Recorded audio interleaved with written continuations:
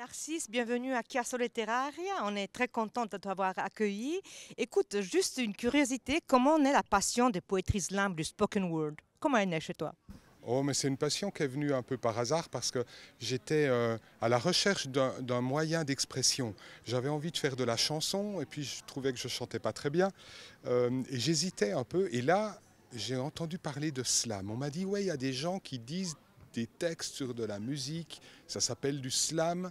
J'ai cherché ça dans Google et j'ai vu qu'il y avait des gens qui faisaient des soirées slam à Lausanne et j'y suis allé et ça a été une révélation. Je me suis dit, waouh, j'ai vraiment envie de faire ça.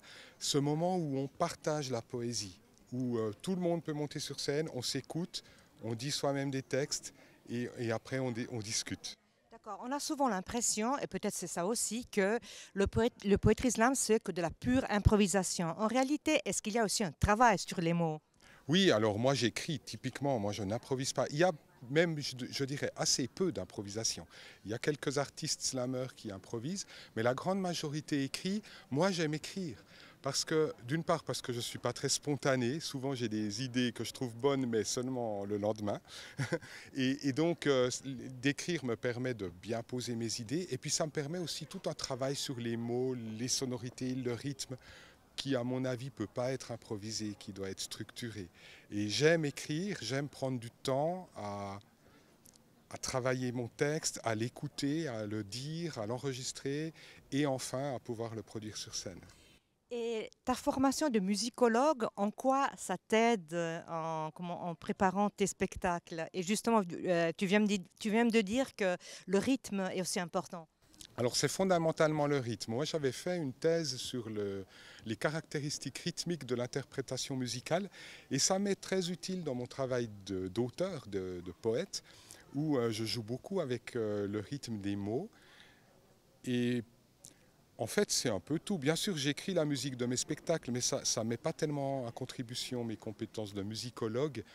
Mais je crois que étudier la musicologie, des études de lettres d'une manière générale, c'est surtout un état d'esprit. C'est un moment où on se concentre sur une matière et on l'étudie à fond. Et peu importe après si on devient dentiste ou, je ne sais pas, vendeur de glace, on a cette habitude de travailler qui peut nous servir, mais de manière détournée. Et j'aime ça. Super, écoute, Narcisse, toi, tu as choisi le spoken word, le poetry slam comme mode d'expression. T'as jamais été tenté par la poésie, entre guillemets, classique?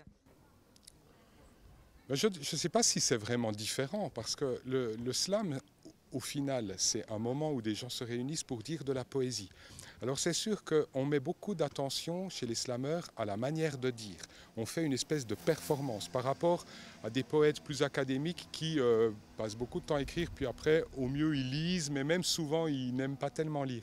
Moi, j'aime mettre mes textes dans la bouche, les apprendre par cœur et les dire d'une certaine manière. Et d'ailleurs, j'écris des textes en fonction de ça. Mais c'est de la poésie comme une autre. Je ne crois pas qu'il faille faire vraiment une distinction. Une distinction. Il y a Rimbaud qui disait que la poésie, c'est le seul moyen pour une vraie révolution. Es-tu d'accord? Bon, c'est difficile de ne pas être d'accord avec Rimbaud quand on est poète, mais je pense qu'il y a beaucoup d'autres domaines dans lesquels on peut faire la révolution. Aussi, de temps en temps, des gens me disent « Ah oui, le slam, c'est comme un médicament, ça permet de soigner, ça fait du bien ». Oui, bien sûr, mais dormir fait du bien aussi. Alors finalement, je ne sais pas si la poésie a des pouvoirs que d'autres n'ont pas, ni pour faire la révolution, ni pour soigner les gens. Juste une dernière question, Narcisse. L'édition de Chiasso Letterario de cette année, c'est les ports. Qu'est-ce que ça t'évoque, les ports? Les ports, ben, c'est le voyage, c'est le départ et l'arrivée. J'aime beaucoup les villes portuaires qui sont des mélanges de cultures. Euh, et ce qui me plaît le plus dans la société en général, c'est les mélanges. Parce que personne n'est capable sur Terre de fabriquer, par exemple, un téléphone portable. C'est des milliers de personnes qui ont accumulé leurs compétences pour au final arriver à fabriquer ce genre d'objet. Et je crois que la plus grande force de l'être humain, c'est sa capacité à échanger, à travailler avec d'autres, à partager, à accumuler ses compétences. Et les ports sont les endroits les plus intéressants pour ce genre de mélange. Merci beaucoup, Narcisse, et bon voyage. Merci, avec plaisir.